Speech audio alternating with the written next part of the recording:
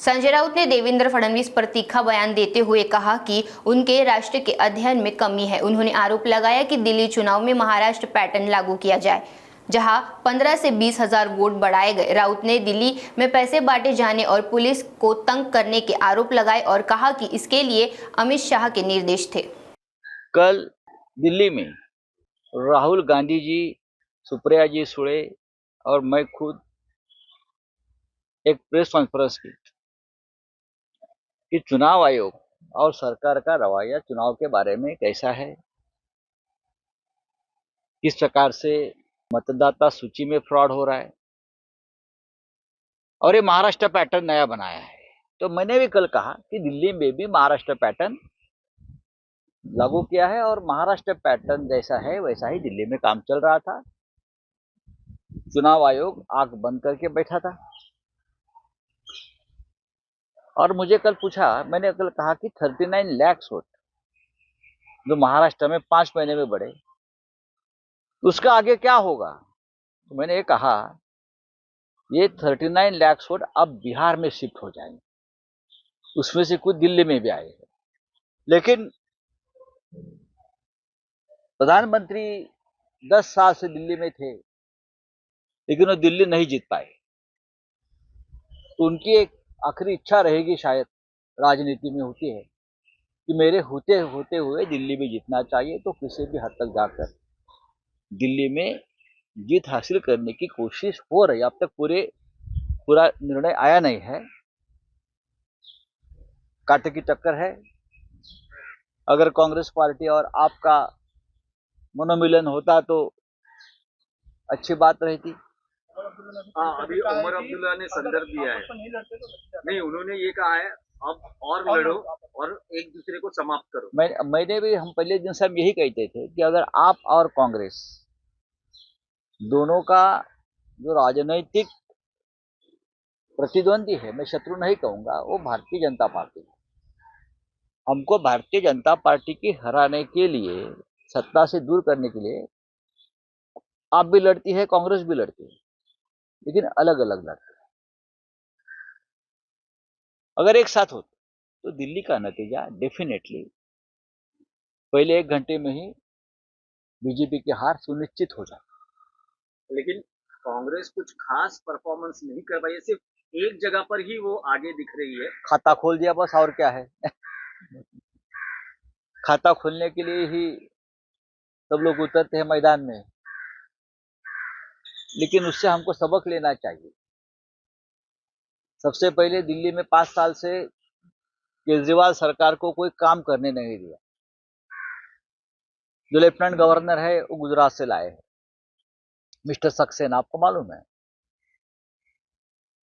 Lieutenant governor के हाथ में पूरी ताकत, सभी प्रमुख नेताओं को भी जेल में डाल दिया। उसका भी ये नतीजा है। आप सभी प्रमुख नेताओं के ऊपर आपराधिक मामले दर्ज करेंगे, जेल में डालेंगे और चुनाव जीतेंगे। ये एक फॉर्मूला महाराष्ट्र में हुआ, अब दिल्ली में है, शायद अब बिहार का चुनाव तो बिहार में भी यही करेंगे। राउत साहब, लेकिन जो आपके सब बड़े नेता है वो अभी मतगणना में सब पीछे दिखाई दे रहे हैं। वो केजरीवाल जी हो, आतिशी हो, सिसोदिया जी हो, ऐसे सब बड़े जो गद्दार नेता है वो पीछे दिख रहे हैं। महाराष्ट्र में क्या हो गया? महाराष्ट्र में क्या हो गया? मैंने बोला ना, महाराष्ट्र पैटर्न। ये महाराष्ट्र पैटर्न, लीडरशिप को खत्म करो।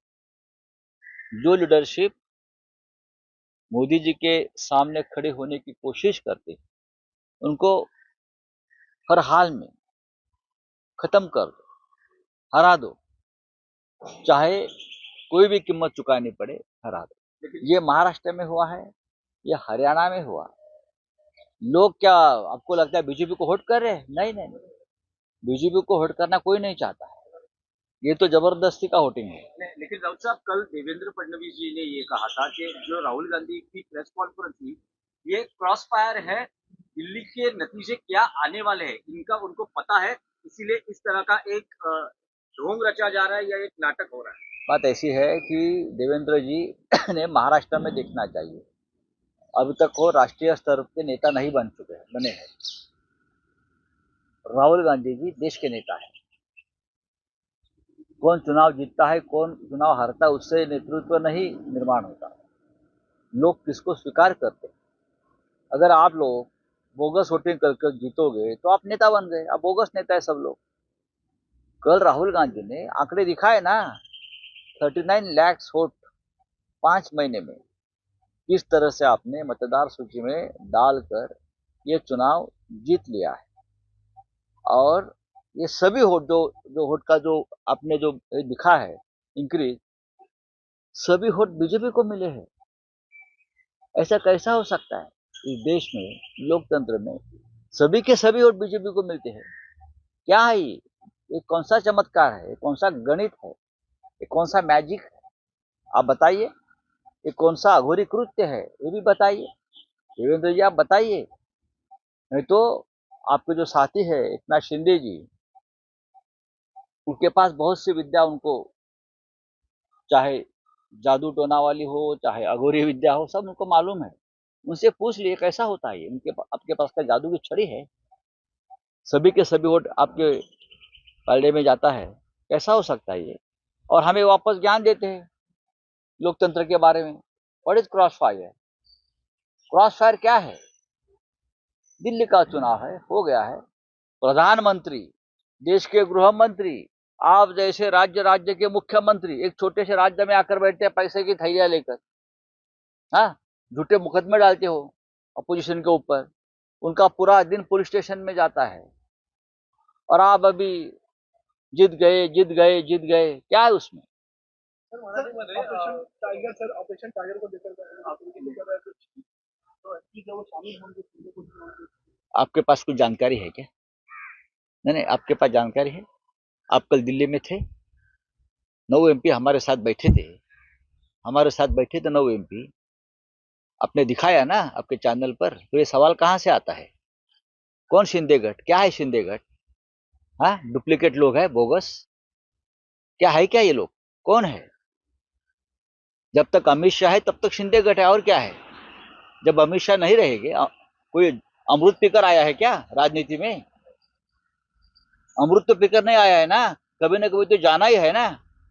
कोई कुंभ में स्नान करता है इसलिए कोई अमर नहीं होगा ना, जाना ही है सबको। हमको भी जाना है, उनको भी जाना है। क्या है शिंदेगढ़? मुझे बताइए ना।